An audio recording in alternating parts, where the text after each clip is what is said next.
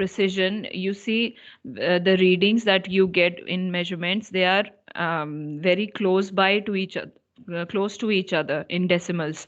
So that is known as precision error. But these blunders, you will see, like for example, your measurement reading is coming 0.453, and then another measurement reading for the same unknown parameter, you are getting like 5 point something. So that would be a blunder. So errors caused by carelessness, and they are typically accidents. So some accident will happen or some carelessness will happen, then they will cause these blunders to happen. So we have three types of errors: random errors, systematic errors, and gross errors. So we can make some control to constrain these errors, systematic and gross. So these mainly two types of major errors we'll be finding out in this post-analysis procedure.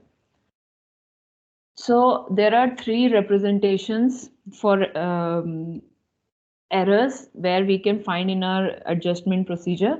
For example, we can see or find out in our residual vector. So you already know what is a residual vector, that capital V that you have already studied in your least square adjustment procedure. So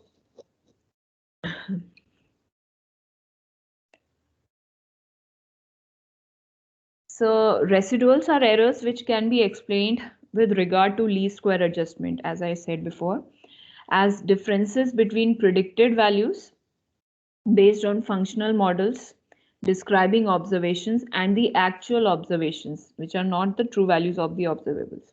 So residual is the difference between simulated measurement based on the mathematical model that we chose and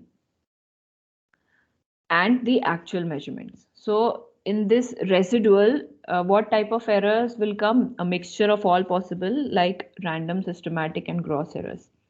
So this is a type of representation of some kind of error is present in our system. So we will find it out through residuals. Then another type is of representation is misclosure. So misclosure is, you might remember in your procedure that we find out the approximate observations first, approximate value of initial approximations of the coordinates and all at previous step in the adjustment. So that minus that put in the function, that value LB minus FL naught, that kind of thing that you calculate, and you put it in V equals to AX minus L. So that capital L is your misclosure. So this is actually the discrepancy between the actual measurement and the derived measurement. So the derived value in terms of misclosure of a measured measured value will be calculated based on the initial value and after the derived measurement. So the least square adjustment is done to actually limit or make this value as small as possible.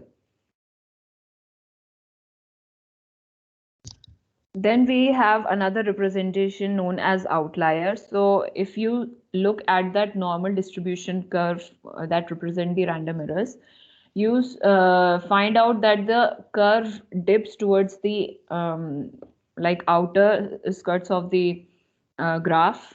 So any error present over there with some like significance level like alpha, so mu plus minus 3 sigma, that kind of thing, that plus minus 3 sigma will tell you that that is an outlier, that those kind of errors will seldom happen, but like their probability of happening is very less. Okay, so that is known as outlier. So we'll be looking at how to define outliers. So data sets are assumed to be free of blunders. However, when adjusting real observations, data sets are seldom blunder-free. So we must detect blunders before and after an adjustment. So observations are normally distributed, that we already know, and occasionally large random error will occur according to that normal distribution curve. So since it should happen very rarely, large errors in data sets are more likely to be blunders. I hope this is clear. Any questions you have, you can just put it on chat, or you can just unmute yourself and ask. So this is just a review here on the right hand side for least square adjustment. These are in the flow chart. There are particular steps that we follow, and on the right hand side of this flow chart we have the major equations that we use. Okay, so if we use the observation equation method, we have LA equals to FXA, if you remember. So for A, we are going to use this hat sign. Okay, A means adjusted parameter, estimated parameter. Okay, so this hat represents that adjusted thing. So if we write LA equals to FXA, then we can write it like this: L hat equals to FX hat. So this is our observation equation model. Okay, if we start with this, this is known as misclosure vector that we saw in the previous slide. This misclosure vector is nothing but the initial observation coordinates or approximate coordinates that we can take. We put it in our model, this FXA model, and then we subtract it from our real vector model, real observation model, or raw observation vector. So generally in other representations we write LB minus Fx naught, but here misclosure vector is written like this: Fx naught minus L. So when we put it here, V equals to Ax plus L, Ax minus L. So you understand why there is a difference of sign here. Okay. So here in these equations, it is written as V equals to Ax plus W, and X is written here as delta. So this is nothing but X equals to ATPA inverse ATPL, if you remember this from the observation equation method. So if we represent like this, we get adjusted parameters equals to approximate ones, initial approximate ones, plus our correction to the parameter, that X value here, XA value here. Okay, so this can be summarized here. If we input some corrected data through pre-processing or something like that, then we do the stochastic modeling where we find the cofactor and weight matrices of data. That means covariance matrices of observations. Okay, like this: sigma LA, sorry, sigma LB. Okay, from here we get these values here, stochastic modeling. Then we go to functional modeling and linearization.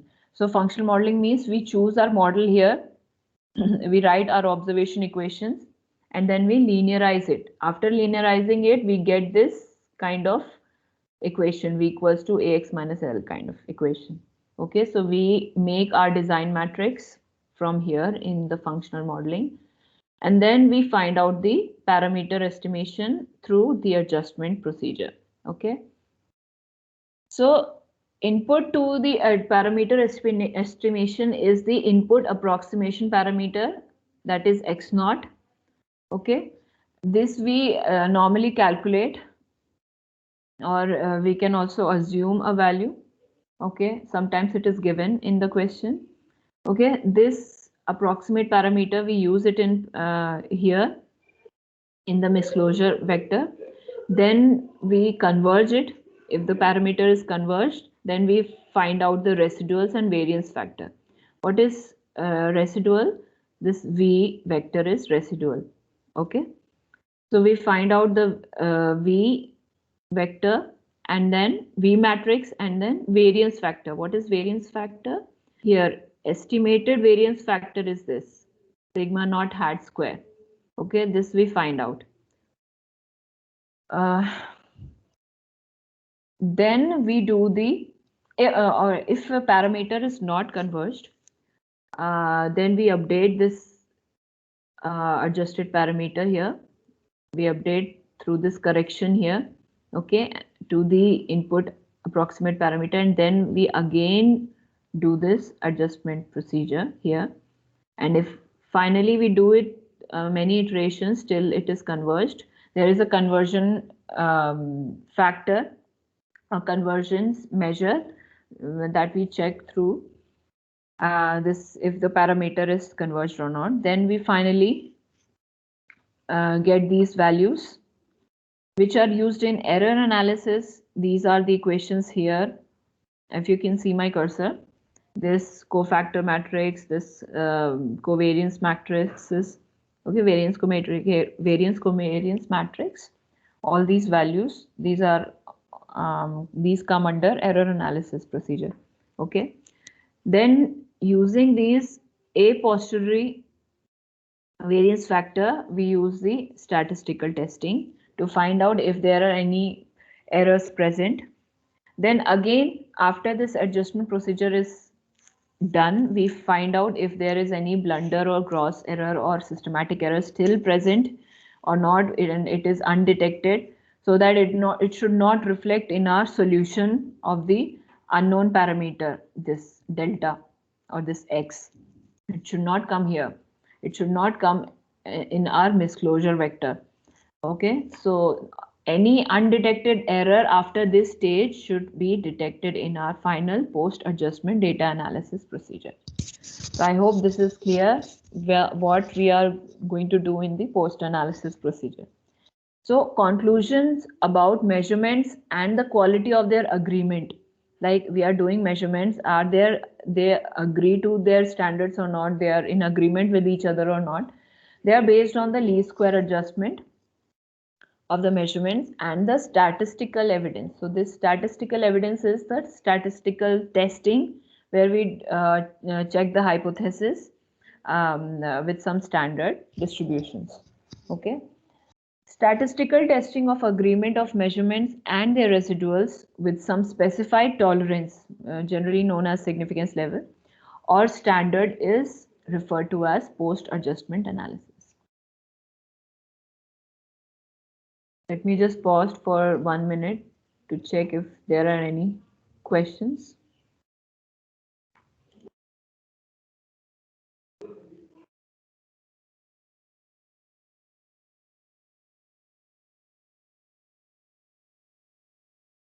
Okay, timely, I'll be checking here for any questions, and you may also ask by unmuting.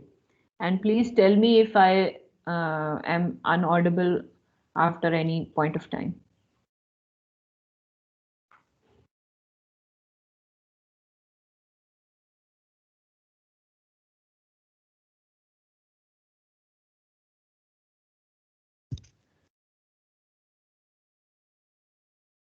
So I mentioned that we must detect blunders before and after an adjustment. So a priori means before. So how to understand if there is a blunder which has been undetected, which yet up till now, before an adjustment, like after taking measurements and everything, after stochastic modeling, functional modeling, everything. Okay, so if an observational blunder is present, there are two possible situations that can occur with regard to the misclosure value. So you already know now what that W equation that I wrote, fx naught minus L. L is the raw observation. Fx naught is the approximate values of x put into our model. Okay, that is our misclosure vector. So we are going to see if misclosure values is large or not. So, for example, if the observation containing a blunder is not used to compute initial coordinates, its corresponding misclosure value will be relatively large.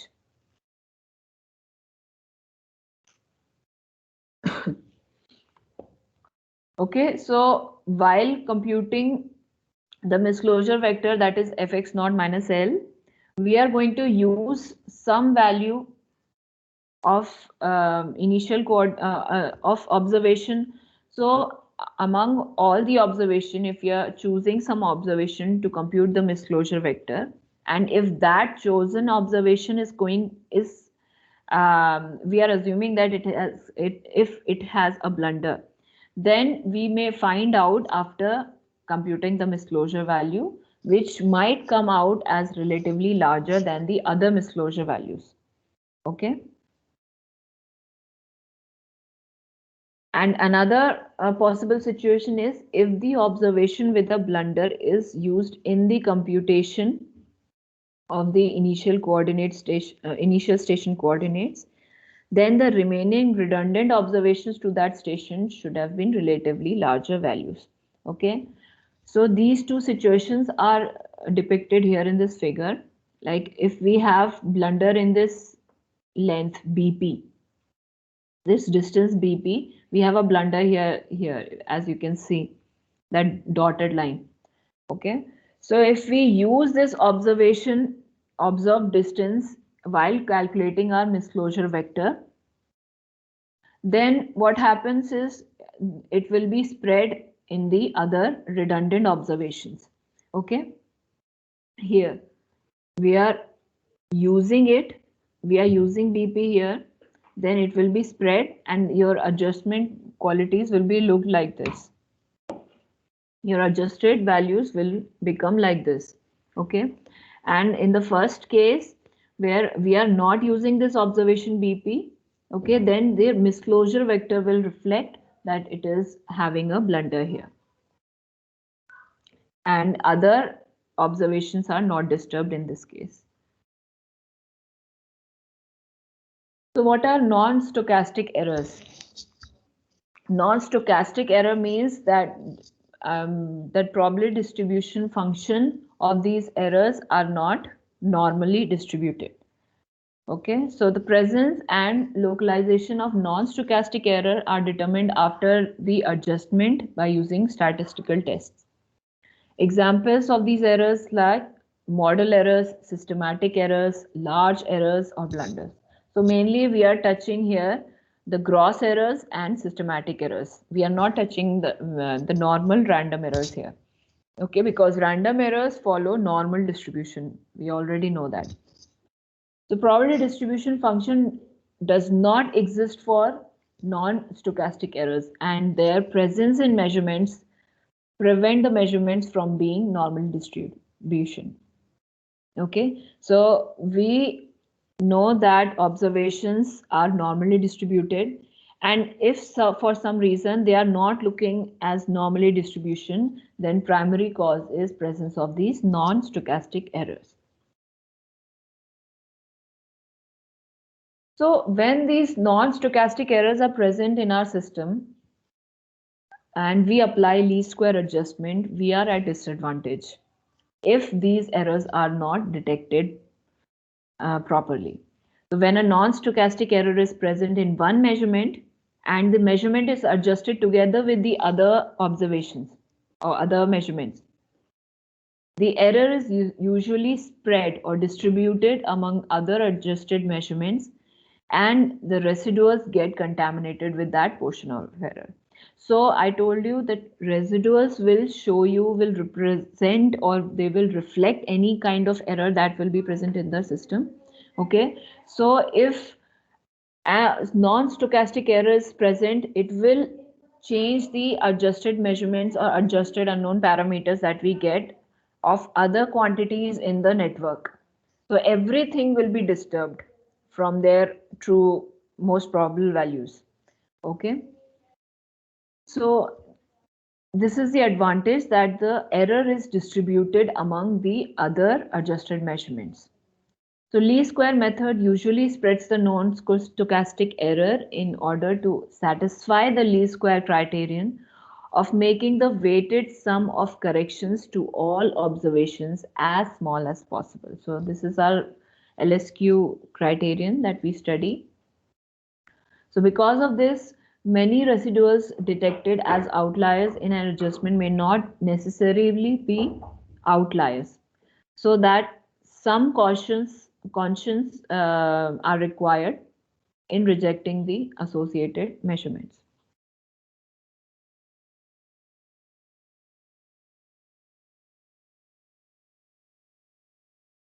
So this is just to give you some review of statistical testing, because this is again being used in post-analysis.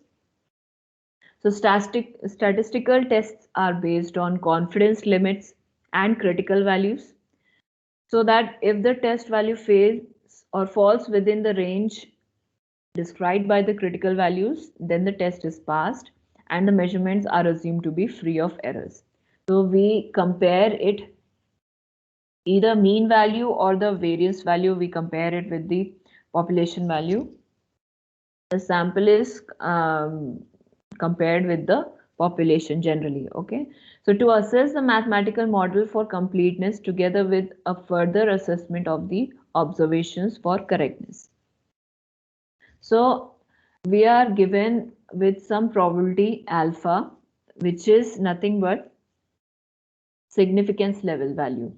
Okay, so this significance value alpha is probability of type 1 error, that is we are rejecting correct data, and there is a probability of type 2 error, that is beta, that means accepting incorrect data. So there are 4 types of scenarios we'll be seeing in the next slide.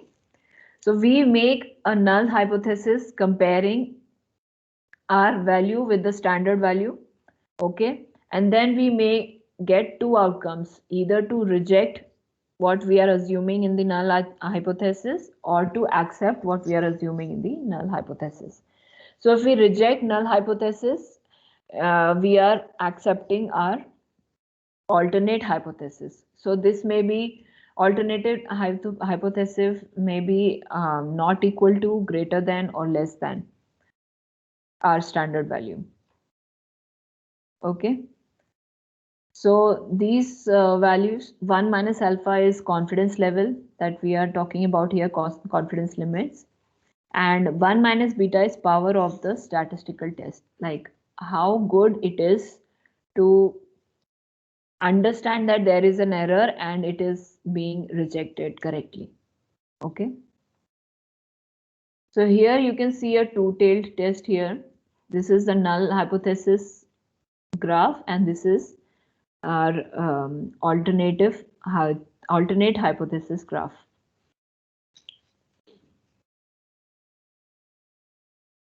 So we have outcomes of a statistical test as reject null hypothesis in favor of alternate hypothesis, or don't reject null hypothesis. Okay, so if we choose to reject our H naught, then we have 2 options. Either we get false negative or we get true negative. Negative means we are rejecting our null hypothesis.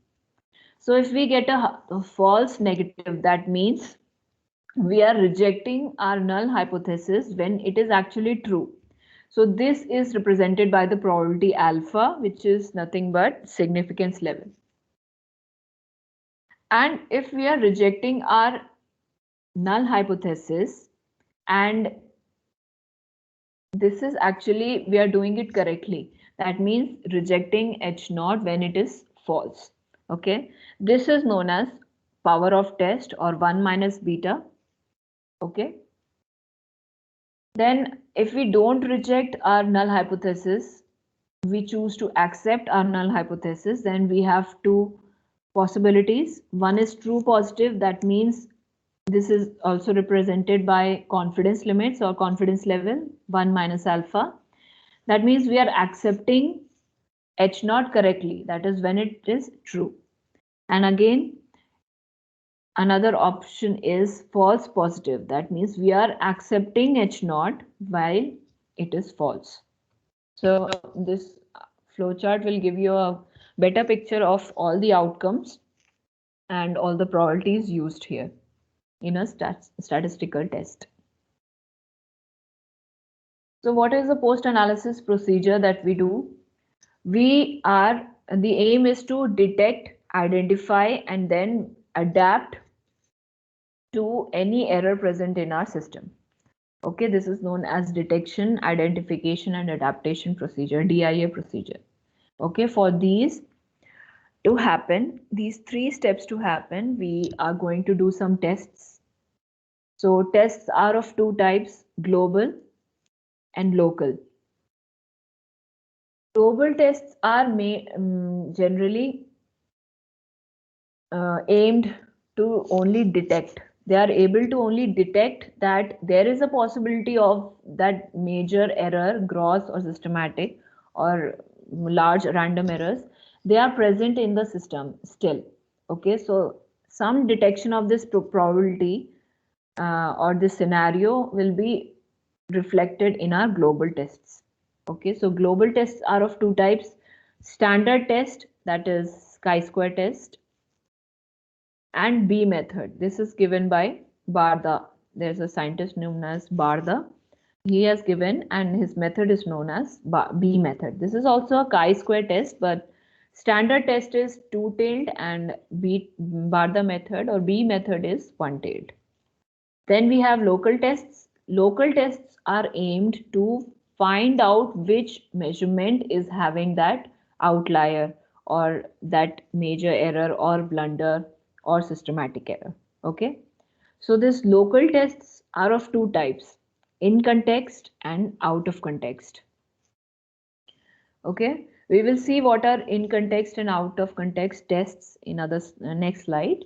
Okay. So out of these two, we are going to study the in context testing, and it is done by Barda's approach data snooping method, and another is Pope's tau test. Okay, so all these are the main structure of the tests that are done in the post analysis procedure. So this is a flow chart here that tells us. So first we are meant to do the global tests. We do our least square estimation, residual variance factors we find out, then we do the statistical test and blunder detection. Okay, so these are the part of the global test, and if no blunder is detected, we accept the adjustment, and if there is a blunder, then we find out what is the problem. Is there a cofactor problem? Cofactor problem means precision type of error, or if there a model problem. Model problem means any systematic error. Okay, so if cofactor problem is there, then we again do the stochastic modeling by adjusting the weights. We take a great deal of effort in deciding what weights should be like assigned to each observation, to each measurements. Okay, so we have to readjust them, or we have to rescale. We have to um, find out the values in the covariance matrix properly. Okay, this is done in the stochastic modeling, and then we again do the adjustment and statistical testing. Okay, then we again do the global testing. Okay, if we find that again blunder is coming, then we go like it won't be a cofactor problem, then we go to find out if it is a model problem. Model problem means if there is a systematic error present. Okay, if it is present, we through local test we find out, then we do the functional modeling. We change our model. For example, wrong equation in the model used, like if we have missed some angle, or if we have missed one distance to represent our system, anything like that, we have chosen the wrong or incomplete or incorrect model, incorrect equation, incorrect functions in it, then we do the functional modeling and again do the whole adjustment and statistical testing. Okay, if you don't seem to know any problem in the model, or you don't seem to find out any problem like that, then you try to remove the outlier. Okay, so you do it through local tests. You find out which observation seems to have the outlier through local test, and then you again do the least square adjustment and then statistical testing. Okay, So this is the main procedure of post-analysis, which consists of detection of errors using global test and then localization or identification which measurement is having that outlier through local test. I hope this is clear. Any questions?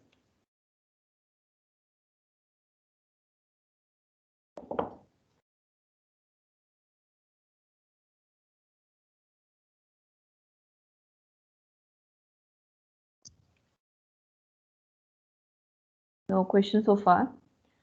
If you want me to slow down, you can also just tell me that. And if everything is getting clear, no problem at all.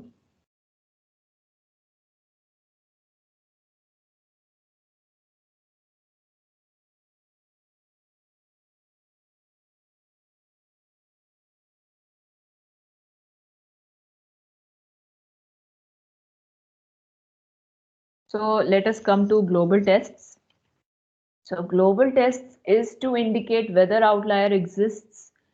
Is there some probability of that existence, and to reflect the true quality of the survey measurements. What is the quality of the measurements that has been done? Okay, so this is very important here, that the assumption of a priori variance factor sigma naught square equals to 1. This is actually known and well known from the population. Okay, so we can do global test only when this a priori variance factor is well known. Then a posteriori variance factor is computed after the adjustment procedure, and then we compare these two values in the standard global test. Now, standard global test is a two-tailed test. Two-tail, you understand that we have two tails here in this distribution, chi-square distribution, and we are going to check both higher rejection region, upper rejection region, and the lower rejection region. Okay, so a posteriori variance factor computed after the adjustment is checked against the well-known a priori variance factor. So our null hypothesis is this is equal to this, and our alternate hypothesis is this is not equal to this. So when we are using this not equal to sign, we understand that this is a two-tailed test. Okay, and since we are comparing the variance factors, we are going to use the chi-square statistic. So these are the basic concepts already being discussed while we study the statistical and hypothesis testing. Okay, so chi-square is given by degree of freedom multiplied by this ratio, that is sigma naught hat square upon sigma naught square. So this is a posteriori and this is a priori. So this value that we compute here by using our known a priori value and estimated a posteriori value, we compare it here that it should lie in this acceptance region. Okay, this is the test that is being done in the standard global test. So you can see from here in this equation that chi naught square 1 minus alpha naught and degree of freedom, this value, and chi naught square alpha by 2 degree of freedom, this value here. So chi square that we compute here from the variance factors, that value should come under this acceptance region. This is the basic test. So if you put values here, substitute, you can get this equation, which is not required. Actually, you can simply compute using the second equation. Okay, so I hope you have already done this, or you are familiar with this, how to calculate this, how to look in the chi-square table, our required value and everything. So we'll take just 10 minutes to solve this problem. There's a question. In order to determine coordinates of a new control point, 5 measurements were made from 2 control points whose positions are known and fixed. After parametric least square adjustment of two-dimensional survey network, the computed a posteriori variance factor of unit weight is 0.213. Perform two-tailed global test at 95% confidence level on this adjustment to find out if outliers are suspected in the measurements. So there are few information that we can derive from the question text. That is, we know the number of observations mentioned, 5 measurements, that is small n equals to 5. Then we have number of unknown coordinates, okay, that is u equals to 2, since it is known as 2 control points. Then degree of freedom. Degree of freedom is given by n minus u, that is number of observations minus number of unknowns. So we can compute it from here, 5 minus 2, 3.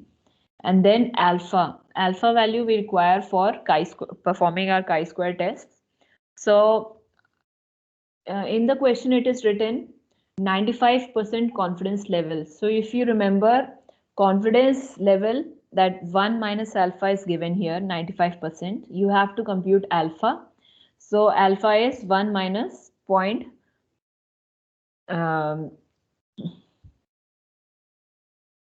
minus 0.95. So alpha is our 0.05 value. Okay.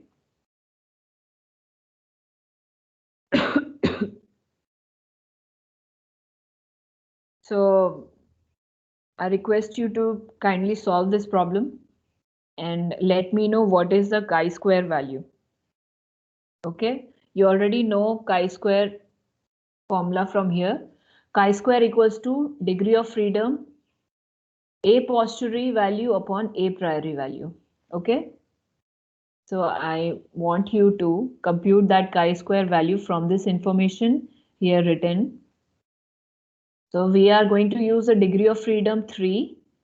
Then we are going to use a posteriori variance factor of unit weight, that is 0.213, and a priori is already known, that is 1.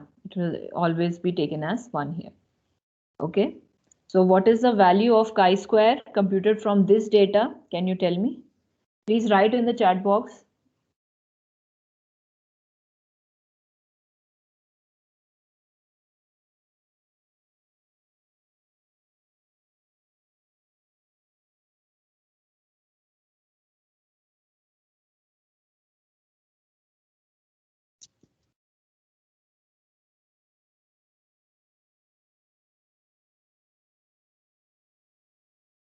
It's very simple calculation. You can do it on your mobiles.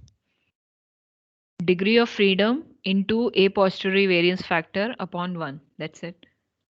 I'm telling you what to calculate. I'm asking you to find out this chi-square value using this information.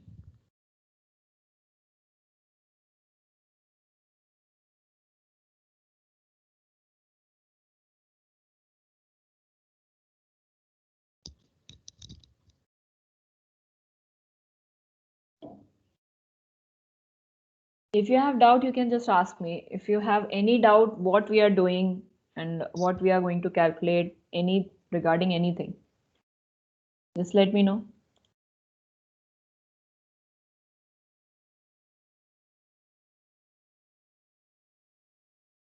Ma'am, please can you turn the last slide? Yeah.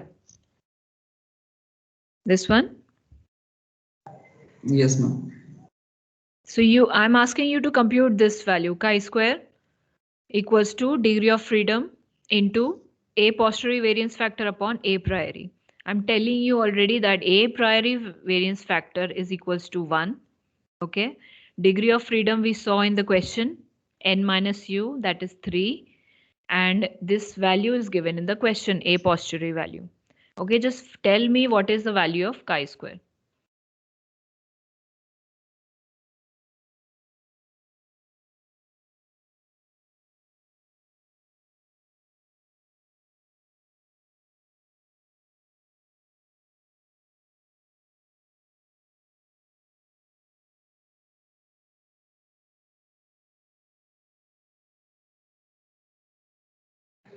Ma'am, that's 12.78. No, 3 into 0.213. That's it, no? It's 0.213 Ma'am, into 0.639. 3. Yes, 0.639. Okay, so this is a value that we are going to find out if this is the middle chi-square value that we got, 0.639. Okay, we are going to see if this is going to be present in this acceptance region or not. So how we are going to see this? We are going to compute chi-square value. We are going to find out from the chi-square table against this alpha value. Okay, alpha value and degree of freedom. Okay, already know that degrees of freedom is 3. Alpha value is given as 0.05. Okay, and we have to find out 1 minus alpha by 2 comma degree of freedom. This value from the chi-square value. Chi-square distribution table, and alpha by 2 comma degree of freedom. Okay, these two values you have to find out, and we have to see if chi-square is greater than this value and less than this value. Okay, so just to make it easy, I'll show you this chi-square distribution table here. So can you tell me what are these two values? 1 minus alpha by 2, what is this value?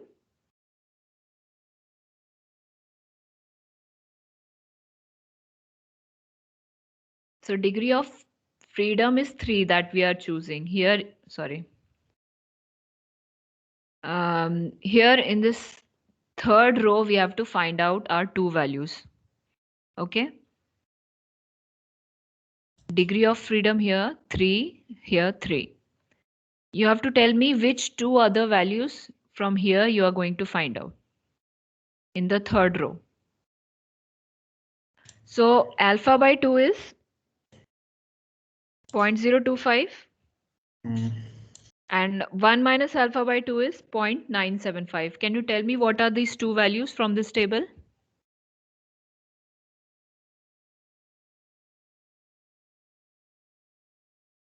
Can you tell me what is the value chi-square alpha by 2 comma 3? That is chi-square 0.025 comma 3. As you can see, 0.025 is here. 9.35. 9.35. Okay. And again, 1 minus alpha by 2, that is 0.975 comma 3. 0.975 comma 3. So 0.22. Okay. Now just tell me, you have three values. Put it here in this equation, second equation, and just tell me what is happening, if the test is passed or not.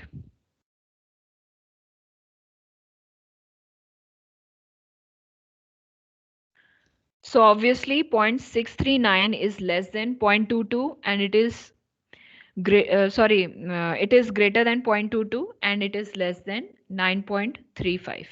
Okay, so our test is passed. Okay, that means this condition is satisfied at 95% confidence level. The hypothesis that our a posteriori variance factor 0.213 is statistically equal to sigma naught square or a priori value of 1. This is accepted and the global test is passed and there is no indication that the measurements contain outlier.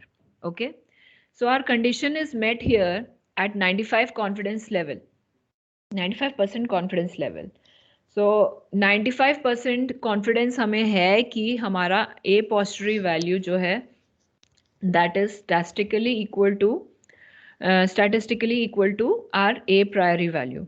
Okay, so there is a confidence region. In that confidence region our value is coming. Okay, that means we can say to some probability that there is no indication that the measurements contain outlier. हम ऐसा क्यों बोल रहे हैं कि there is an indication or no indication? Because we are using the global test. Okay, global test will only detect if there is a outlier or not. Okay, we cannot at this stage we cannot tell अगर global test pass नहीं हुआ होता or if the global test was not passed here in, for example, in this question, then what will happen? Then we won't be able to find out which measurement is containing that outlier through global test. Uske liye, what is that? We have local tests. Okay, we will see in the next slides. So we saw the standard global test. We will check now the global test by Barda. Barda is a scientist which has given his own approach on post analysis. So for global test, it is also known as B test. It is a one-tailed test. So for one-tailed test, what is happening? I told you, when we use in our alternate hypothesis not equal to sign, that will indicate that we are using a two-tailed test. And if we are going to use less than or greater than value here, sign, in our alternate hypothesis, then that means it is a one-tailed test. Okay, so Barda considers failure in the high end to be more critical. That means here in the upper rejection region, this is considered to be more critical. That is why we are choosing to do a one-tailed test here. So what is a one-tailed test? That this is equal to this. What is this? A posteriori estimate is equal to our a priori value. Okay, against a posteriori is greater than a priori value. Okay, again chi-square value is the same, degree of freedom into a posteriori value upon a priori value. Okay, this time we are using a one tail test, so we will use alpha and degree of freedom. Okay, here as you can see in the figure. Okay, so just try out using the same data. In order to determine the coordinates of a new control point, again 5 measurements were made from 2 control points whose positions are known and fixed. Okay, so we have 5, n equals to 5, u equals to 2. After LSQ adjustment, the computed a posteriori variance factor of unit weight is 0.213, again the same value. Perform one-tailed test at 95% confidence level on this adjustment to find out if outliers are suspected in the measurements. So only difference here from the previous question is that we are going to use B test, not the standard global test. Okay, all the values are same. So just find out. So we have chi-square value that will be same, 0.639. So we are going to see from this chi-square distribution table, we are going to find out chi-square alpha comma degree of freedom. So alpha is 0.05 and degree of freedom is 3. So you can see 0.5 and third row. Our value is 7.81.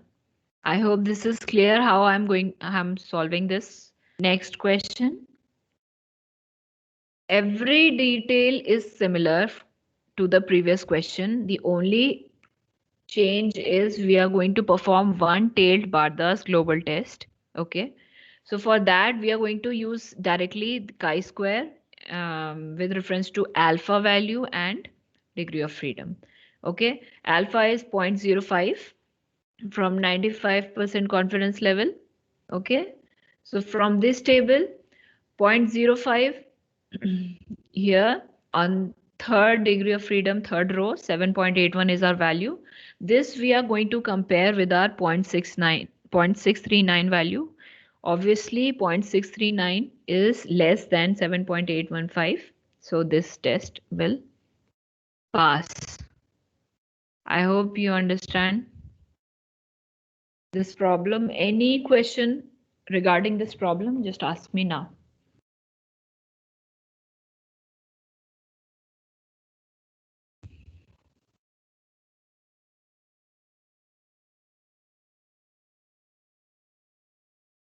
Any doubt, any question, just ask me.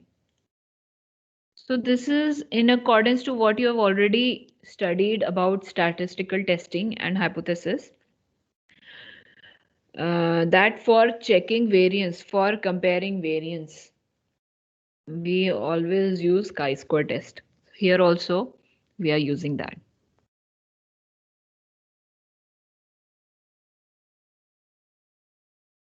Okay. So what are the reasons for failure of a global test? We have seen global tests, standard global test and Barda's global tests. If it fails, in both the questions it passed, but if it fails, what are the changes that we can make to our system? So this can be as a result of incorrect a priori variance factor. So while conducting the global test, we assume that a priori variance factor is well known, very nicely known. Okay, so what can we do if it is incorrect? Okay, this should be chosen using appropriate populations and extensive sampling. Okay, the sampling from the population should be done very nicely, or using results from earlier adjustments. So similar kind of adjustment already done and tested and everything. Okay, from there we can use our a priori reference value, or you can choose your sample from the population very correctly, very properly. Okay. Then another is incomplete or incorrect model that will give rise to systematic errors. You already understand this. So anything related to mathematical model, LA equals to FXA, that equation, that will give rise to your systematic errors. Okay. So this will happen if systematic components are not modeled properly. Then computational error, this is any programming error you can do, or you have put a wrong sign in an equation, or you have computed the partial derivatives in the design matrix incorrectly. All these kind of errors will give you the failure of global test. Okay. Then ill-conditioned system. So our normal matrix, that is N, capital N. What is capital N? ATPA. So if it is nearly singular normal matrix, that is what is meant by singular, you can see on the right hand side. If the determinant is 0 of a matrix, it is known as singular. If it is 0, then we cannot compute a inverse of that matrix. So we generally require it to be non-singular. Okay. So if we get a nearly singular normal matrix N, that is, if geometry of the network is improper, like we have not properly placed our stations, or if there is very high correlation between measurements, like all the measurements are coming or influenced in the same way, their values coming nearly equal, very high correlation between the measurements. Okay, these two are the reasons why we get a nearly singular normal matrix N. So this is not this is undesirable. This will lead to failure of the global test. Then influence of omitted higher order terms. So we already know that we are omitting higher orders while doing the linearization, Taylor series expansion. Okay, in the adjustment to compute V equals to AX minus L. That to derive that equation, we do the linearization of our observation equation, L equals to Fxa. Okay, so while omitting the higher order terms, we are introducing some error. Okay, so if this equation you can see on the right hand side, if VTPV non-linear model minus VTPV or linear model that we do after the linearization, if these two values significantly differ, then iterations in the adjustments are continued further. Okay, that means if difference between these two is exceeding some conversion measure, that is epsilon here, you may already know this from the steps in the adjustment procedure. Okay, so we choose some conversion measure epsilon, and if this it does not satisfy this equation, then iterations are again continued further. So this is done to identify the influence of higher order terms. VTPV is computed by these two methods, non-linear model and linear model. Okay, then incorrect estimates of weight. This is again the same thing as incorrect a priori variance factor. Okay, This is again being taken care if we do extensive sampling and choosing appropriate populations. And again, we can use the results from the earlier adjustments. Then presence of blunder will also cause these failure of the global test. So from these reasons, you can understand that if global test fails, that is not necessarily because of a presence of blunder. That is one of the reasons here. All these reasons we have to take care of. Then if everything is correct, then that is means it is a there must be a blunder present. Okay. Blunder detection is important as influence of blunder is distributed to many adjusted values. You already know this from that disadvantage of the linear square point that I discussed before. So there are few concepts regarding redundancy parameters and non-centrality parameter. We will use these concepts further while deriving our local test. Okay. So according to the least square procedure, it is possible to predict how a specific systematic error will propagate into adjusted measurements. Okay. So the systematic error in all the residuals of all the measurements due to the single systematic error in measurement Li can be written as shown on the right. That is here. This del V equals to this. Here del L is the vector that we are talking of here. Okay. So systematic, again, if possible, you can read this statement very slowly to understand what we are talking about. The systematic error in all the residuals of all the measurements due to a single systematic error in the measurement Li.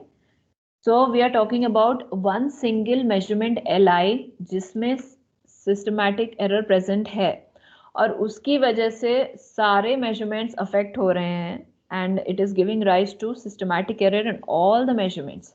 Okay, so that is being represented by this equation. Okay, that is del V equals to ATPA inverse ATP minus I into whole into del L. Okay, so if the systematic error del Li is present in a particular measurement Li, okay, in this line we are speaking of one particular measurement where systematic error is there. With the other measurements in the vector of measurements L. So what is the vector of measurements? That is single L. Okay, free of any systematic error. So here we are assuming that the systematic error is present only in one measurement and other measurements are free. Then we are constructing our delta L vector. A systematic error delta L can be formed containing 0 elements for other measurements with systematic error delta Li for measurement Li. So what is being said here? For this delta L vector that you see on the right here in this equation, this delta L is composed of 0 and 1 elements, and 0 is for those measurements which are free of systematic error. 1 is for that measurement that is containing that single systematic error. Okay, so I hope this is clear. If you have any doubt regarding this, please ask. I can again repeat delta L vector. This will tell you that how one single systematic error present in one single measurement will affect every other measurement also. Okay, that whole picture of that disturbance happened due to one systematic error in one measurement will be depicted by this delta V. Okay. So what is non-centrality parameter? This is shift of probable distribution of null hypothesis from that of alternate hypothesis due to gross error in observations. So here previously, if you can see this figure, here you can see there are two distributions here. This is for H0, this is for HA. So this shift is due to gross error. Okay, otherwise these two will overlap. Okay, that means we are accepting our null hypothesis, and it is true. Okay, so the shift between these two distributions, this is known as non-centrality parameter, lambda naught.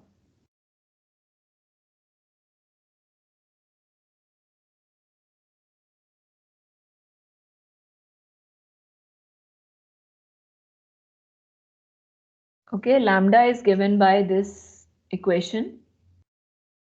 Okay, where for VTPV we are using this del V. You can understand. You already know that value VTPV. Okay, that we use in the computation of variance factor.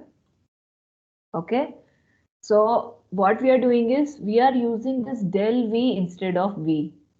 Okay, VTPV upon sigma naught square, our a priori value.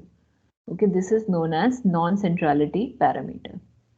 So this del V is taking care of that disturbance that is happening due to systematic error in a single measurement. Okay, that disturbance is being taken care in this non-centrality parameter. Then redundancy numbers. So what are redundancy numbers? They express the contribution of each single observation to the total redundancy R. Okay, you already know redundancy R, that is degree of freedom, n minus u. So that is total redundancy. Number of observations minus number of unknown parameters.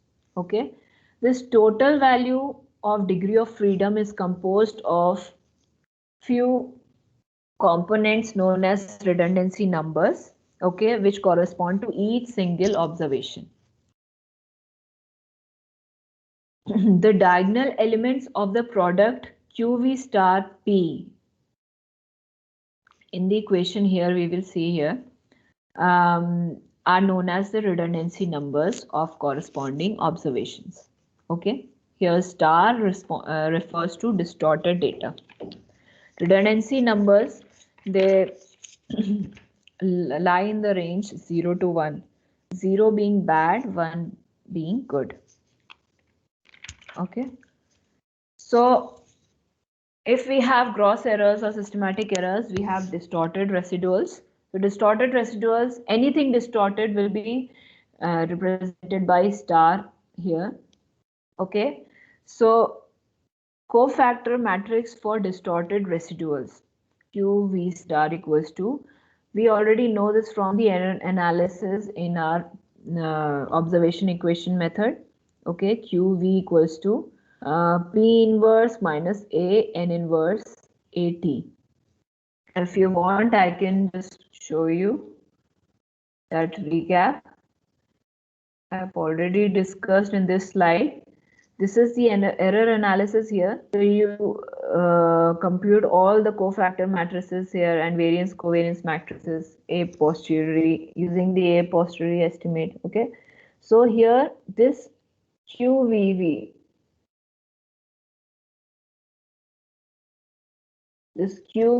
this value we are picking from here and using over there to compute our redundancy number. Okay, so QVV equals to P inverse minus A N inverse AT.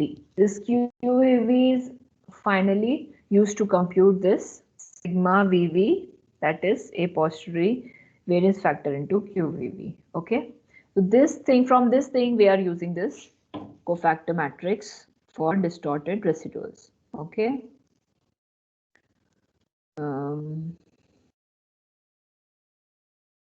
Okay. So what we are doing here is we are using this cofactor matrix QVV, values given on the right. Then we are going to multiply our weight matrix in the whole equation. Then we are going to multiply our misclosure vector W, or as you know, capital L from your representation. Okay, that misclosure vector we multiply here. Okay, when we multiply our misclosure vector, we will get ATPA inverse, that is this N inverse is ATPA inverse, ATPL. So this is nothing but our XA in your observation equation method, that is delta. Okay, so this is reduced to QVVPW equals to W plus A delta naught. Again, this is nothing but AX minus L, V equals to AX minus L. So this gives our residual vector V. So new equation for residual vector V is QVV distorted into P into misclosure. Okay. So from this equation, the product of QVV and P is the redundancy numbers. Okay. The diagonal elements of the product QV star P in the following equation are known as the redundancy numbers of the corresponding observation. Any doubt here, you can just ask. I hope I have made this clear.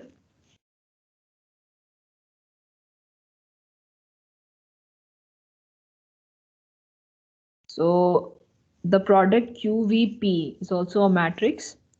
So when you compute the trace of this matrix, you will get the total redundancy R, or also known as degree of freedom.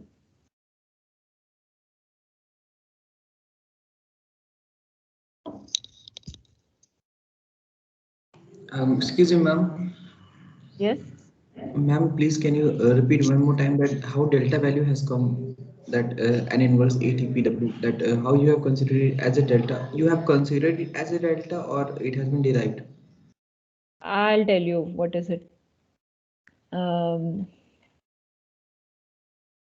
Are you familiar with these equations? Least square and observation equation method. So this is nothing but you already know V equals to AX minus L. You must be familiar with that. Okay. What I'm doing is, instead of capital X that you use, I'm using the symbol delta. That's it. Okay. And AX minus L में minus की जगह plus इसलिए है because ये misclosure vector उल्टा लिखा है. This is just because in the book that I've referred, it is written like this. Mostly it is written like this. Okay. So misclosure vector is nothing but your capital L. How do you calculate your capital L? In Vx equals to V equals to Ax minus L. इसमें जो capital L है उसको कैसे calculate करते हैं? उसमें हम लोग लिखते हैं LB minus function of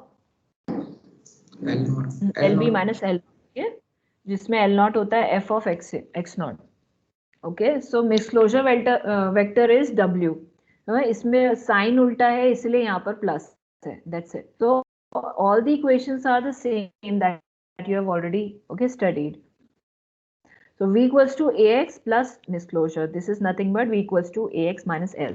Okay, V equals to A delta plus W is nothing but V equals to AX minus L in your equations that you have studied. Okay. Got it. Okay, ma'am. Got it. So, thank you. Okay, so here delta, this ATPA inverse. ATPA is also known as capital N value, normal matrix. Okay, so N inverse ATPW, that is written in that equation.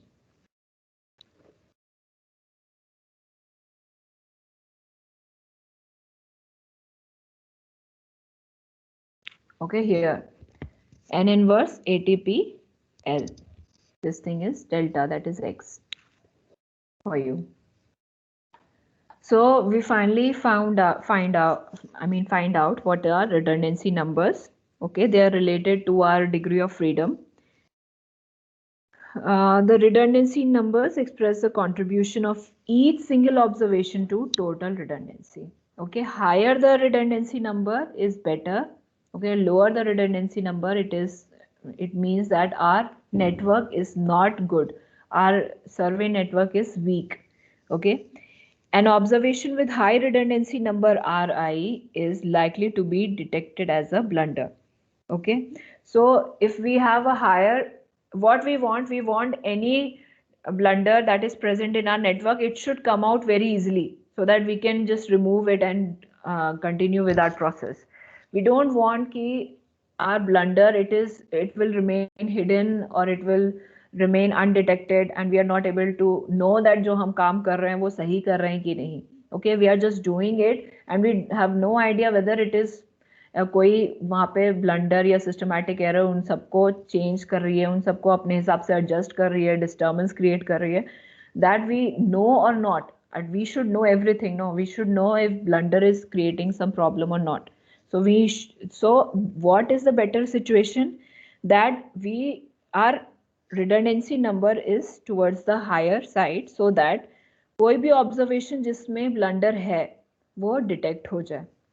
Okay, so any observation with high redundancy number is likely to be detected as blunder. So for each observation in the network, it will have a redundancy number. Practically 0 से 1 के बीच में value होती हैं, and Ri closer to 1 is better. Observation is strongly checked by other observations and any error in that observation will be detected. Okay, हमारा एक observation को all other observation will be checking so that any undetected blunder will be detected. Agar Ri is close to 0, it will be very difficult to detect any gross errors in observations. Okay, so any average redundancy number also hota hai, we will see in the other slides.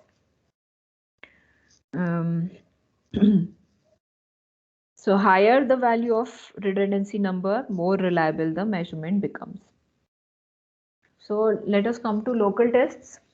Local tests are performed on standardized residuals. We will see what is standardized residual.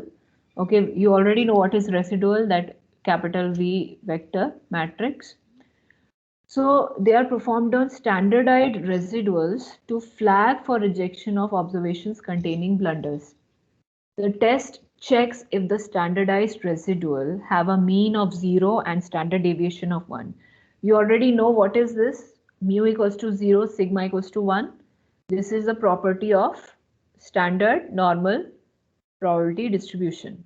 Okay. So what we are already standardizing the residual, and then this test will tell you that if this standardized residual is having a mean of 0 and standard deviation of 1. Otherwise, the observation is rejected as containing a blunder. So you understand, for global test, we just find out क्या कुछ possibility है यहाँ पर blunder के detect होने का, and then through local tests we try to find out which observation is going to be rejected as containing the outlier. Okay, so two types of tests can be conducted on standardized residuals: in context and out of context, as we saw in that flow chart before. So what is in context? Testing individual data value while regarding the possibility of influence from all the other data values associated with one that is being tested. That means हम एक test कर रहे हैं, एक individual data value को test कर रहे हैं, but we are also considering the influence from all the other data values जो टेस्टेड वाले से एसोसिएटेड है. Smaller significance level than in case of the out of context. यहाँ पर हम significance level, that is alpha value. Significance level क्या होता है? Alpha. Okay. Global test का generally significance level, that is alpha, it is greater than local test significance level. So for local test, we generally denote it using alpha naught. So what is alpha naught? Alpha naught is alpha upon n. N is number of observations. We will see in the next slides. So automatically global tests ka significance level is a little bit higher, and our local test ka significance is smaller. Out of context test क्या होता है? Conducted on a piece of data without any regard for the remaining data in the set. So we are just testing a little piece of data, उसके ऊपर influence बाकी सब चीज़ों का हम नहीं कंसिडर करते हैं. Significance level in the global test is usually the same as the one used in the local out of context test. That is, यहाँ पर हम alpha use करते हैं. Alpha is for global test. We are not using alpha naught here, different alpha naught value here. So in performing out of context test, one is deliberately disregarding the existing of other members of the set of quantities being tested. मतलब हम बाकी सबको ignore कर रहे हैं, हम खाली जिसको टेस्ट कर रहे हैं उसी मेजरमेंट के ऊपर हम फोकस करते हैं आउट ऑफ कंटेक्स्ट टेस्टिंग में. So the tests we are going to see in the further slides, they are all in context testing. Okay, so what is Bardha's approach? Bardha ने global test भी दिया है और local test भी दिया है. So combining these global test and local test, this is known as Bardha's approach. What is the main thing that is being focused in Bardha's approach? That a priori variance factor is well known. I already told you that global test में a priori variance factor sigma naught square equals to 1 is assumed known. उसके बिना हम global test नहीं कर सकते. Okay, so Bardha's approach में local में भी और global में भी दोनों में एक मेजर assumption यूज होता है, that is a priori variance factor is well known. This value we are going to use. Okay, it means that the variances of measurements have been properly scaled so that there is no need of additional scaling using the a posteriori variance factor sigma naught square. What is scaling here? Scaling means, or you already know that sigma naught square value से हम निकालते हैं अपना weight matrix. Okay, weight matrix में जो values होती हैं वो सिग्मा नॉट स्क्वायर से रिलेटेड होती हैं. ओके, वेट्स क्या करते हैं? Weights will give you some more weightage to some observations, some less weightage to some other observations according to their role in the network.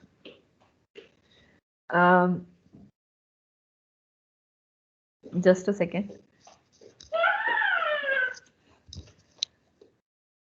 Just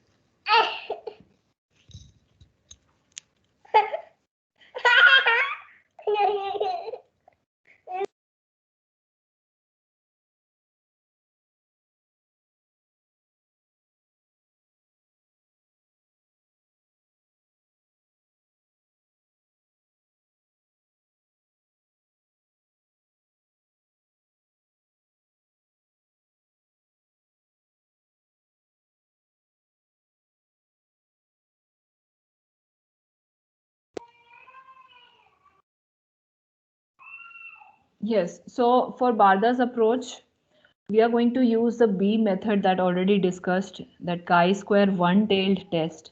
This is used for detection of outlier. And for step 2, there is a test known as data snooping, where we use W statistic. This is used for localization of the outlier. Localization means we are singling out which measurement is going to give us the outlier. Okay.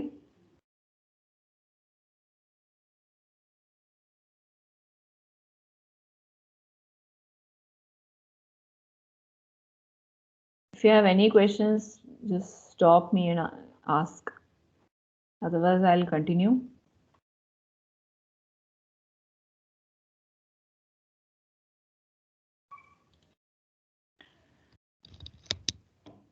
So, B method already discussed. Then W test, that is data snooping test, we are going to use the standardized residual. What is standardized residual? V, that is our residual, upon value from our residual, sigma V. Covariance matrix, residual की covariance matrix में से उठाया value है ये sigma V. For that observation I, okay, this is computed for each observation. That is why we have this subscript I. Okay, this standardized residual is computed for each and every observation, and it is compared with some rejection level. Okay, we can compute, or if it is given, that non-centrality parameter lambda.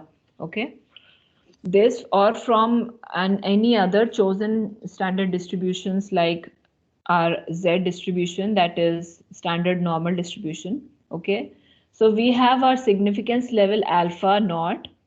Using that, we will find out what is our rejection level, our non-centrality parameter lambda. Okay. And we will compare our standardized residual, that is Vi upon sigma Vi. This we will compare with our rejection level value. Okay. So it should be less. Otherwise, this test will fail. Failing test means there we are singling out, or we have just found an outlier in our procedure. Okay, so if observations are correlated, we have to break these into these two terms, sigma Li into under root of redundancy number Ri. We have already seen these terms in previous slides. Okay, what is sigma Li? This is a value taken from the variance covariance matrix of the observations L. Okay, so this is the ith measurement Li. I hope this is clear. What are these values? V is the residual matrix value. Sigma Vi is the variance covariance matrix of the residual value. Okay, and sigma Li is the value from variance covariance matrix of the observation. Excuse me, ma'am. Yes. Ma'am, please do little bit zoom out that sigma vi is not visible correctly, ma'am. Okay.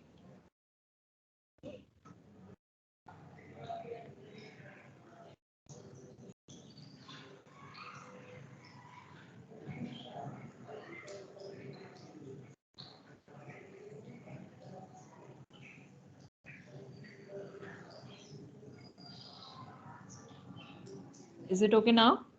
Yes, ma'am. Thank you. Okay. So sigma Li is nothing but value from variance value from, or standard deviation value from the L matrix. What is L matrix? Our raw observation matrix. Okay. From that we are using this standard deviation value sigma Li, and we are using our redundancy number that we saw in the previous slide. Okay. We are using this formula when the observations are correlated. Okay, when the observations are uncorrelated, which is desirable, okay, we directly use this standard deviation from our residual matrix. Okay, so this value here between these two bars, Vi upon sigma Vi, this is known as standardized residual. Okay, I hope this is clear. So another method for local testing is Pope's tau test. Okay, so this test assumes that only one outlier occurs at a time and all the observations are uncorrelated.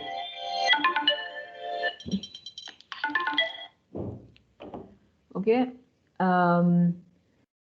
but it does not expect the global test to be performed at all. Why it is written like this? The major assumption in the Pope's tau test is that sigma naught square equals to 1, that is a priori variance factor, is assumed unknown.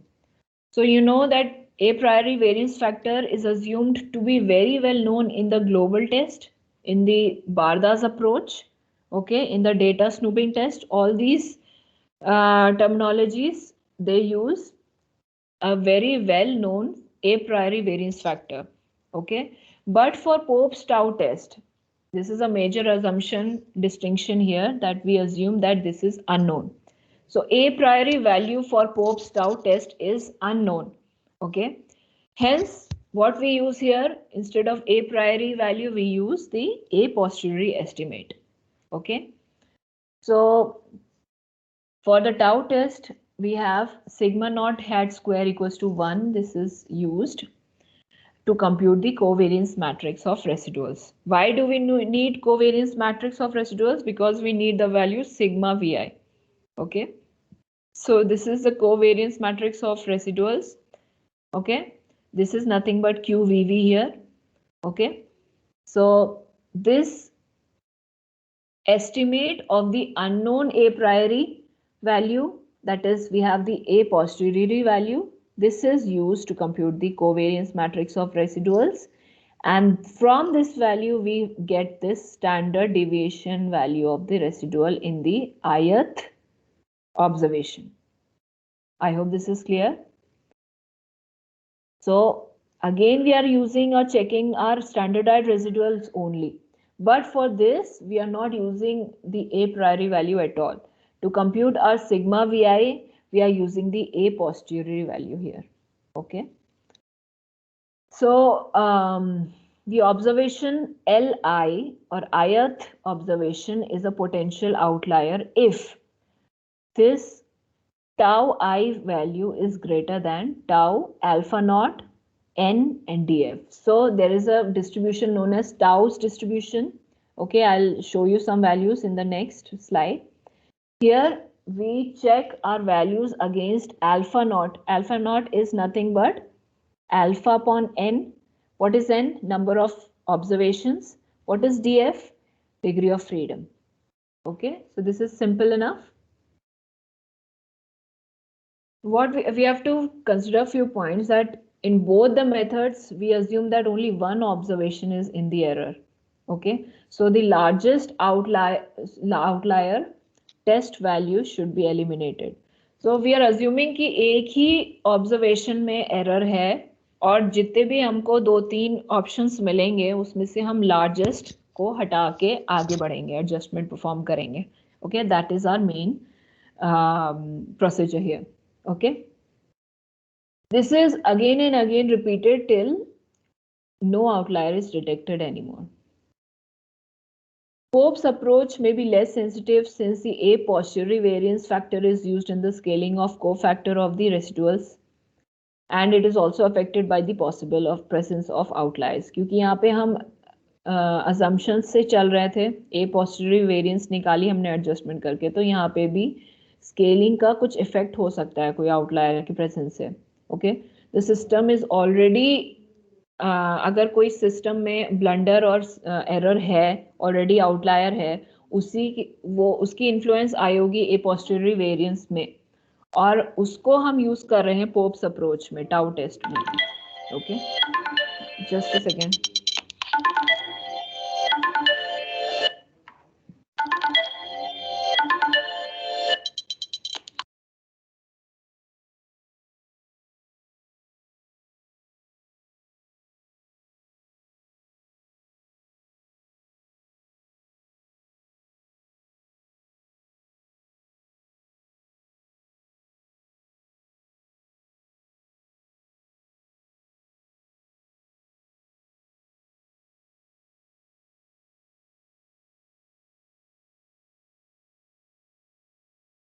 Yes.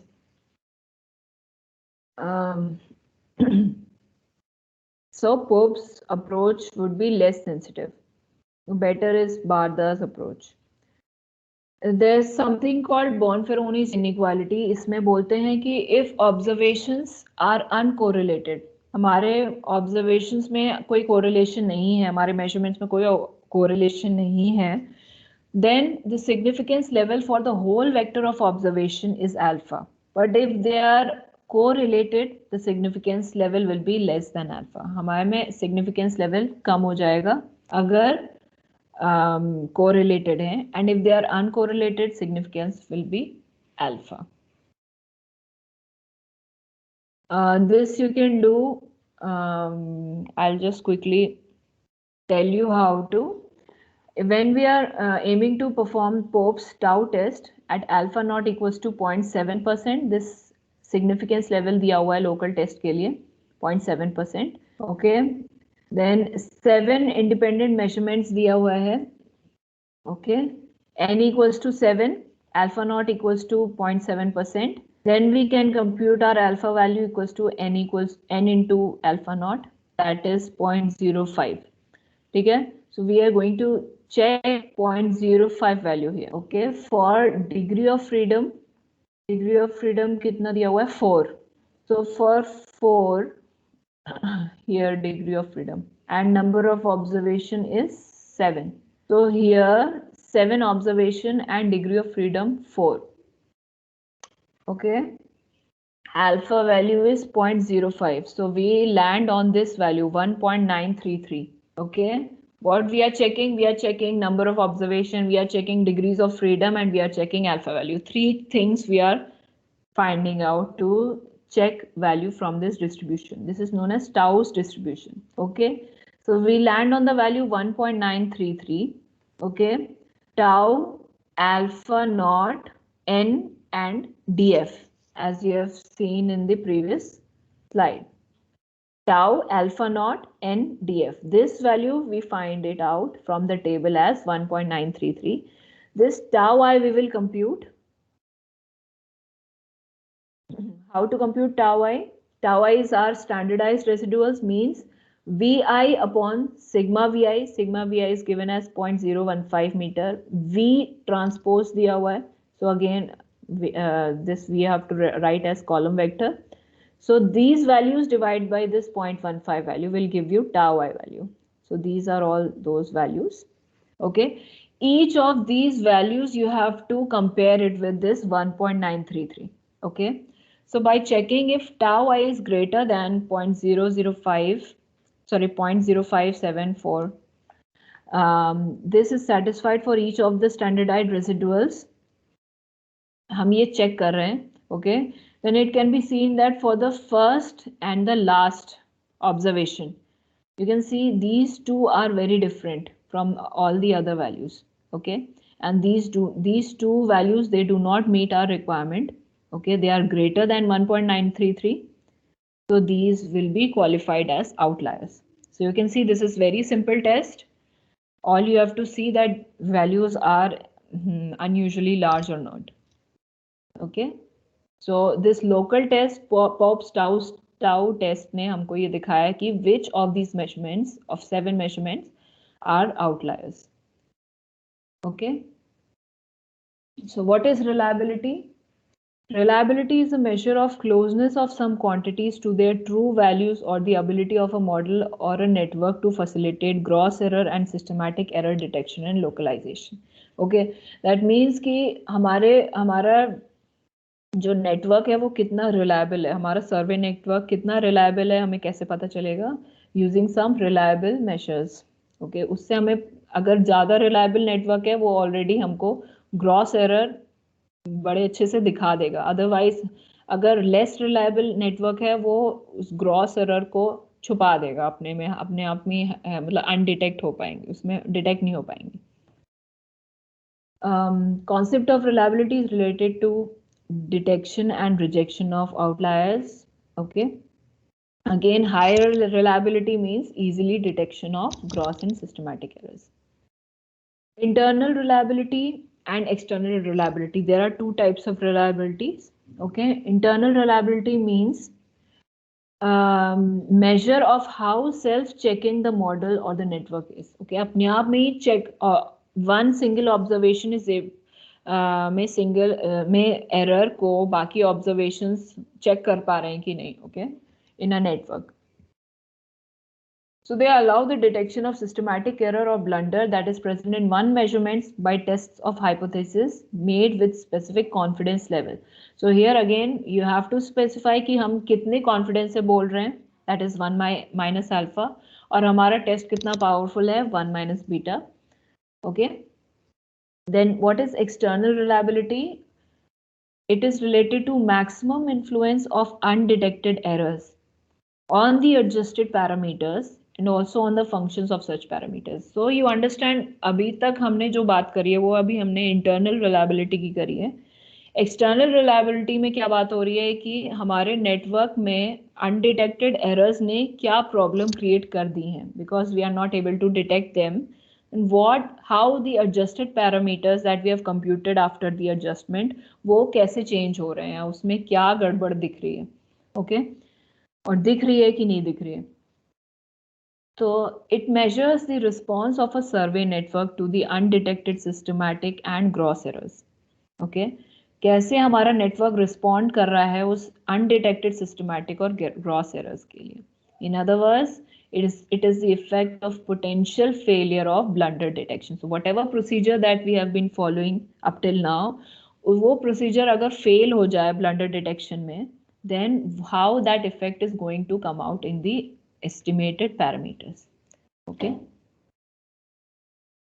So if our network is sensitive, it has the ability to allow specific small deformation to be detected. Any small error will be able to get detected more easily if our network is sensitive. So हम reliability कैसे check करते हैं? दो तीन चीजें जिसमें से हमने एक ऑलरेडी देख चुके हैं, ठीक है? Internal reliability is measured by something known as marginally detectable error, that is MDE. That is the smallest outlier that can be detected by the method of data snooping at a particular significance level alpha and at the particular power of test 1 minus beta. If you remember, हम plus minus 3 sigma को outlier बोल देते हैं. अगर हम ऐसा करते हैं, then if the outlier test flags residual greater than 3 sigma as an outlier, then this is known as the marginal detectable error in this case. अगर हम 3 plus minus 3 sigma वालों values को outlier बोल रहे हैं, then this is the main MDE. Okay. This may be calculated during the design stage of a network to give insight into the sensitivity of the network to the presence of non-stochastic errors. Okay. If the power of the outlier detection test is 1 minus beta, then MD is the smallest size of the outlier that is possible to be detected at this probability level. Okay. A highly internally reliable network is one in which MDs are very small. इस ये MD जितनी small होगी उतना हमारा network reliable बनेगा. This is given by this equation here written. Delta naught Li equals to sigma Li, which is nothing but standard deviation of the raw observation, ith observation, into under root non-centrality parameter upon redundancy number. So you have already known these values. Okay. Another measure of reliability is redundancy number. You have already seen that Ri जो है 0 और 1 के बीच में होना चाहिए, और redundancy number वो QV और P का product का diagonal elements होते हैं. You've already seen that in previous slides. So higher redundancy number value measurement are more reliable. You've already seen that. And so इसको either local redundancy numbers RI से देख सकते हैं. Otherwise we can also see it from average redundancy number. It is nothing but average of these redundancy numbers for all the observation. This measure should be equal close to 0.5 for a good reliable network. Okay.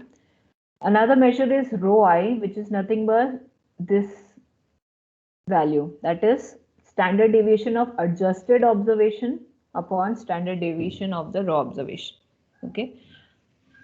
So this means that internally reliable network results in high precision of the adjusted measurements compared to the precision of the original measurements themselves. External reliability. For external reliability, we have a influence vector delta naught xi. Again, इसमें हमारा marginally detectable error, that is MDE, use हो रहा है. Delta naught Li that we saw in the previous slide. Okay, and all the other things are known. 1 minus Ri is known as the absorption number. This is known as a global measure of external reliability. Okay.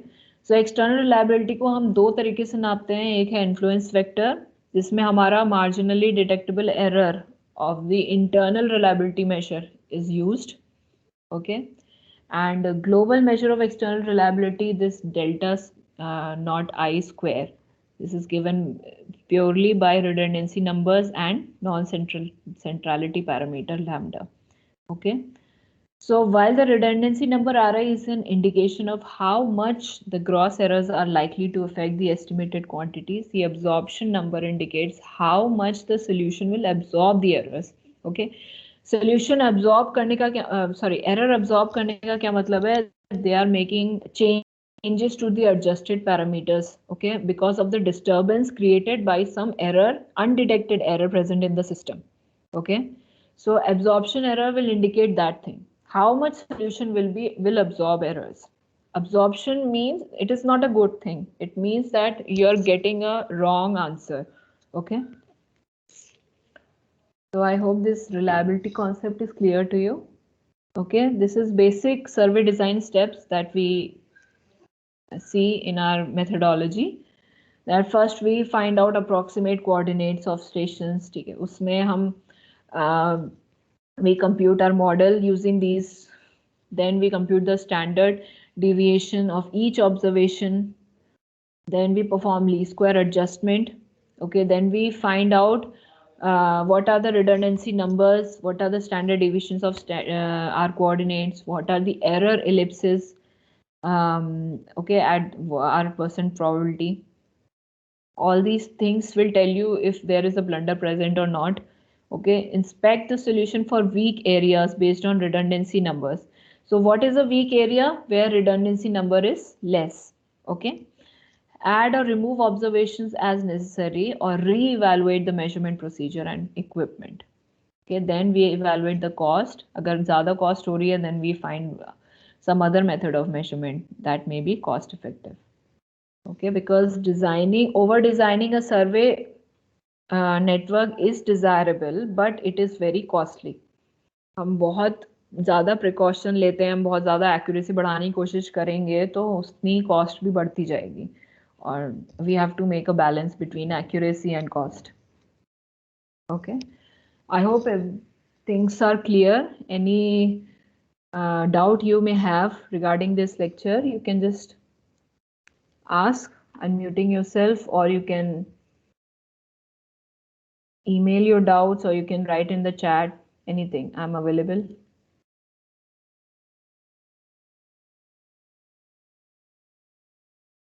Okay, I'll just wait for 2 minutes. Yeah, I'll give you the slide. Do you have any doubts regarding this up till now? I know this is a lot to take in for one lecture, but just let me know. I can repeat anything you want.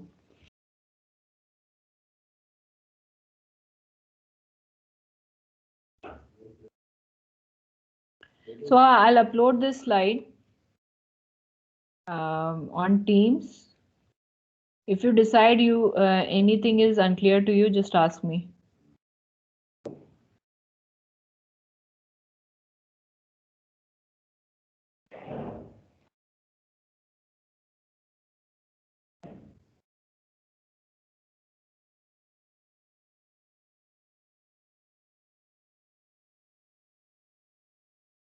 If no doubts are there, let us leave the session. Okay, I'll be leaving. Thank you so much. Thank you, ma'am. Thank you, ma'am. Thank you, ma'am. Thank you, ma'am.